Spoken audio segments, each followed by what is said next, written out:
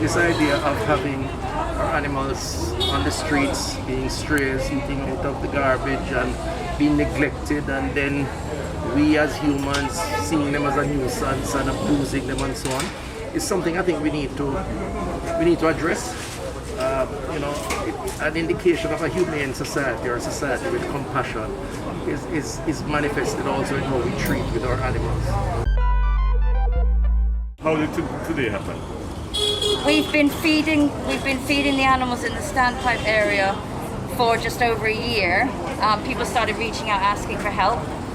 We did a clinic in Gold Street a couple of years ago, and I think that started it. So we started going down there, feeding the animals and worming the animals, getting them healthy, and just educating people on spaying and neutering. And these people love their animals, and they're very attached to them, and you can see that, especially when they come in. There's a lovely old lady who came in with her dog Pom Pom. Pom Pom's just a big old brown dog, but she loves it like you wouldn't believe it. No lead, no collar, the dog just walks right beside her because they're buddies, and that's beautiful. So we just started that, and word's getting out, and people are coming, and a lot of these dogs have never been on leads before, so they're frightened. And we're right beside the main road, which is a bit scary. Help us understand, how much stress does the animal actually go through during the operation? Surgery? Yeah. A lot less than giving birth and breeding. You tranquilize them. Yeah, I mean, it's we give them a sedative. The biggest problem is that a lot of these animals are not handled, so they're not used to vets looking at them. So the only problems we actually really face are, once we've caught the dog, to just restrain it or hold it until we can sedate it, and then they're fine. And animals live in the moment, so they just move on. As soon as they wake up and they're feeling all right, they're like, whoa, okay, next, and off they go. When it comes to being bitten or scratched, it comes with the territory. I mean, we do... It's a reality. It's a reality. We do try to take necessary precautions to ensure that doesn't happen. Be it how we restrain, use muzzles on the cats and dogs to try and see if we can limit that, but it does happen. It's just part of the territory. I see you're moving from a big dog, big brown dog, then you come down to a Shih Tzu or a cat, and you go back to, how does that affect your, you move from a big animal to a little animal? We've been in it for roughly, I've been a vet for over 10 years. Probably 15 years. Jumping from one species to the other, big to small, or cat to dog, it really doesn't matter. It doesn't matter at all. So you never change your mind, that dog. No. You know by now. It comes like second nature. You just go in, bam, we shift over, alright, cool, is a dog castration this time, alright, fine, dog spay. Alright, tell me though, how is with spay and neuter? Explain the difference. Alright, so a spay is usually a female dog, and a neuter is a male dog, or castration. First, the term neuter was used for both male and female at one point in time, but they switched it around, so it's now spay for female, neuter for male. Yep. How long does the actual operation take, and what does it involve from the time of? So how long it takes depends on the surgeon. Myself, Dr. Brown, Dr. and I, we take the maximum we take is 30 minutes to do a spay. To do a castrate, a neuter, we probably take 10 to 15 minutes. Much easier? Yeah, much easier. In my capacity, I am here to give support to the initiatives of the Montego Bay Animal Haven, because I think they're doing an amazing job in terms of, in the first instance, rescuing distressed animals, dogs being key, but there are several others. I've visited their facility in Hanover. I've seen over 300 plus dogs. Many of them were abused, and they have really brought them back. We know about the Canadian adoption program, which to me is a massive success story in many ways, not only homes for the dogs, but also just highlighting the issue around cruelty to animal, the humane treatment of animal. And in my case, I have learned a lot more over the last number of years, particularly over the last 2 years with COVID, in terms of the role that animals, whether dogs or otherwise, can play in terms of human therapy.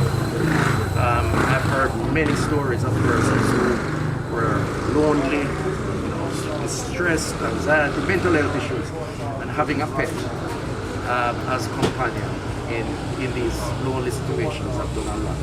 I've also visited hospitals abroad, in Miami for example, where animal therapy, where you actually bring the animals into the hospital to help in the healing process.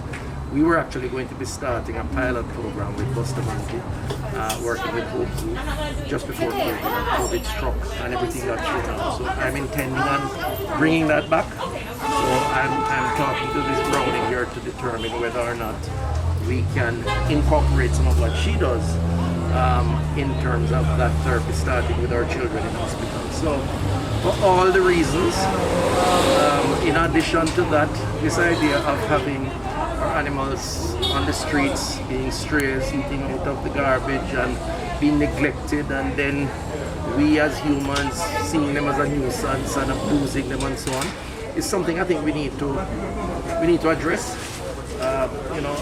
An indication of a humane society, or a society with compassion, is manifested also in how we treat with our animals. Dogs are very common to every community, even in distressed or socioeconomic deprived communities. Dogs represent an important component to those persons who own them, and sometimes it's just a little public education and support to realize the full benefits of the relationship. So for that reason, I think there's a humane component, there is a health component, and there's just a all positive approach to creating and enhancing this work. So really want to big up Montego Bay Animal Haven, and they are really the heroes that need today. They are the heroes. So and the volunteers. I mean, the animal angels. They do all of this for nothing. Yes, And they they go out and actually make the difference. They go into the communities and raise awareness, and they're the ones that hand out the dog food. We can't be everywhere at once, so they spread the word. And there's more and more people writing to us and asking us to become animal angels. Who's an animal angel? An animal angel is somebody who cares about animals and who doesn't just walk past or drive past and see somebody in trouble. All right, so that is an animal angel, and those are the people that make a difference. They want to help the animals in areas, so they'll call us and ask for dog food or assistance if a dog is in trouble, and that's the first call that makes a difference. Remind us how you're funded. By people donating. We are not government funded. We are reliant solely on donations. And how is that going? Are you fully satisfied with what you have, or could you do with more? Always do with more, but I think what this has shown me, especially with COVID, as you were saying, and how the animals have impacted people, especially ones that cannot work anymore. The dogs and the cats and the horses and things like that have been a saving grace for these people, but they've had no means of feeding them or looking after them. And I've learned not to judge when I see an animal that's in bad state. And you just get speaking to people and you realize that they do want help, they do want assistance, and that's what we do. And thankfully we have companies like Lupo and Super Value who provide dog food for us, and even Caramed will help us out. CPJ, they give us whatever offcuts and stuff, so that helps us feed our animals and helps us hand out and help others. Everyone who comes here gets a bag of dog food, cat food, puppy food, whatever it is. So they're getting either neutering, they're getting heroi. It's quality food just for the dogs. It's very nutritious. So everyone's, as you can see, the Standpipe community is getting bags on bags, and we're just trying to distribute to everyone who's here to get their cats or dogs spayed and castrated. So that's an added benefit. It is. So, you're getting your dog spayed and castrated and you're feeding them, so it's a full recovery. They're not going hungry. About how many pounds or bags you Honestly, it's a lot. The heroi alone is about 100 pounds. Because it's about 1 pound bags each, and there are 100 bags. No, when you say it. So this is cat food, heroi. This is about 1 pound. And we have a mixture of cat food, and this is dog food from neutering. And as you can see, it's a lot. This is the other brand? She's quite a bit. she's on top of things. Yes, can we are done. And this is Nero. So apparently we have 3 different brands. Yeah. So I don't even know, but I'd estimate this to be over 200 pounds of food, of dog food. So even if no one wants to take it, we're giving it out because it's donation and people can use it. One of the things that I'm committed to looking at is the laws around protection of animals. My understanding, and I'm not very au fait with all of these laws, but my understanding is that they're outdated, like so many other laws in Jamaica.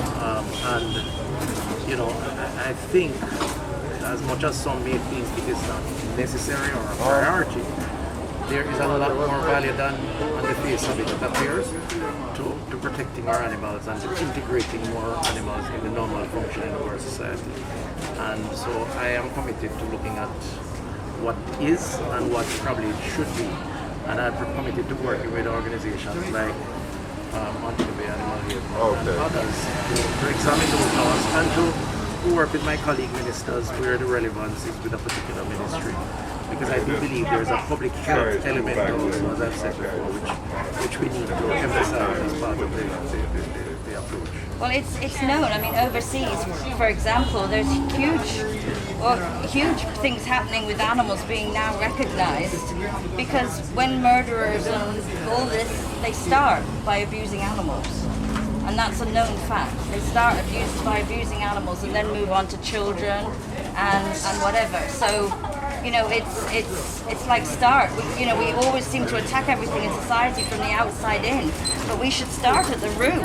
And the root is when you see somebody who's abusing a dog, you watch them and you'll see that abuse escalates into family members or people around them, and then it goes and they end up in jail.